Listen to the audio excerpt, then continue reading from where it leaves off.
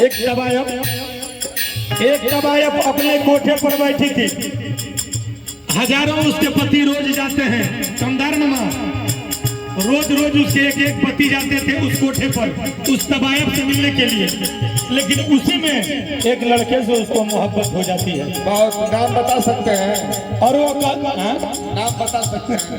नाम बताने की जरूरत नहीं है। सोना जी आप इधर आइए, आइए मत, आप उधर मत जाइए, भूलवाइए मत। उस लड़के को उस लड़की से मोहब्बत होता है, यानी उस तबायब से। रोज वो लड़की कहती है हमारे सपना के चूर मत करो। कौना भाव से कहले दिया। तबायब में नियम क्या है कि नथ उतारा जाता है।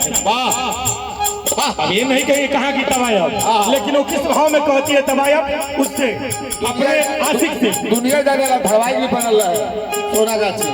कहता है क्या कैसे कि उतार लो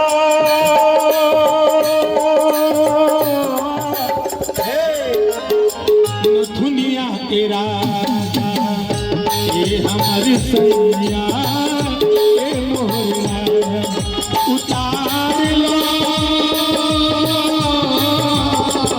दुनिया के राजा ये मोहरा सैया ये मोहरा। चल पीछे दरिया में भल क्रिया किया, चल पीछे दरिया भल क्रिया किया, हमारा के दुनिया के ये मोरा सैया ये मोरा।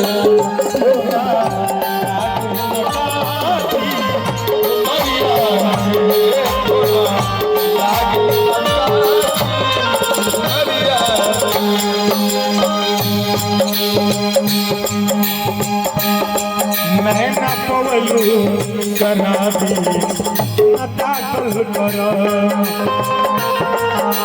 शराबी पता चल करा।